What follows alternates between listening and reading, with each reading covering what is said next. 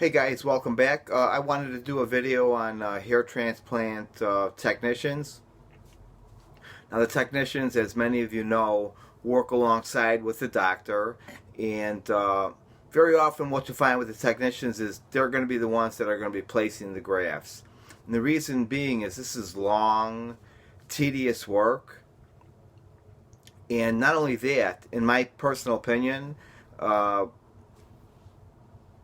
women, especially with very small hands, have an easier time performing that part of the procedure. So, although many will disagree and say that the doctor should be doing all that, I don't necessarily believe that. And I say this from my own experience, from past employment where I worked with employees that had to use microscopes to put together electronic parts. All the employees on the line had to be women because they had to have small hands to work with this. And so I believe the same thing applies here. And as long as the doctor is coming in and constantly monitoring and checking that work, I'm okay with that. But what I wanted to get is, who are these people? Who are these technicians? What I have found to be true is that a doctor that has employees in general that are around for a very long time, meaning 10 to 20 years, tells me something about not only the skill level of the technician, but it tells me something about the doctor. It tells me that these employees like working with that doctor. No one stays at a job for 10 to 20 years. That's why if you find a doctor that has technicians they're constantly going through new technicians, in the longevity of an employee is like three years or less. That tells you something about the doctor. Maybe the doctor is an a-hole, and I found this to be true also. I've seen some doctors that maybe they were skilled, but they were a-holes, and so having a doctor that's an a-hole, that's going to matter down the line. Trust me, because you're going to have to interact with the clinic and you're going to have to interact with the doctor. So you want technicians that have been around for a long time. Chances are they'll be highly skilled. Now, as far as some of these places where you go where you don't know the background of the technician, oftentimes, especially when you go to countries overseas, those are opportunities for young people to get a job. It's a better job than McDonald's. So they're going to come in, and these clinics that run operations like a fast food restaurant, where they're constantly turning over new patients. They're running like 3 or 4 patients a day.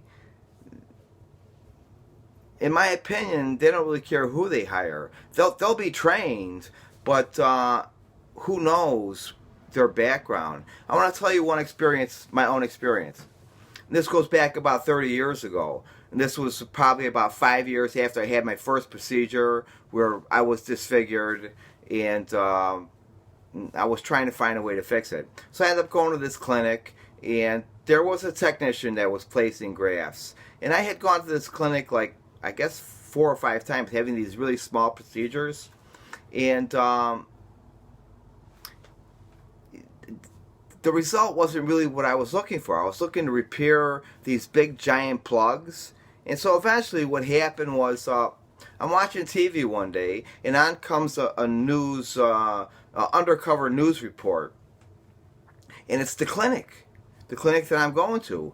And it turns out the technician was a janitor. He was a janitor for the clinic. Not only was he a janitor, but he was a handyman on the doctor's farm. The doctor had a farm in the bordering states, and he would do handyman work there. And his only qualification for being a technician was that he did some taxidermy on the side, which means he stuffed small animals like muskrats and raccoons.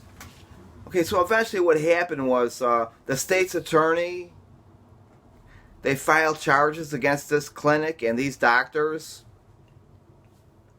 And over time, what the doctors did, they just closed up. They closed down. You couldn't go to the clinic any longer. But you know what they did? They opened up in California, They travel across country. Now they have a thriving business. At least one of them does. Are you going to that doctor, the doctor that used the janitor? Do you even know? That's how this industry operates. That's who works in this industry. These are the people making money in this industry. It's a mentality that it's not the same as you and me. You know, some things that a normal person wouldn't do, these people would do. I don't want to throw the label psychopath around loosely, but this is a psychopathic behavior. And so before you ever decide to have a procedure, think long and hard. Because the people that work in this industry, mostly, are all about the money. There might be a handful of doctors out there, 5, in my opinion, that are doing high-level work, and they still have ethics. So think long and hard. It's easy to fall into the trap of these echo chambers online. All these young guys, and the majority of it is just made-up posters to all marketers. You have to be really careful. See hair transplants in person, performed on guys that have been very bald. And then you're going to see what the real deal is. Okay, thanks for watching, and I'll see you on the next video.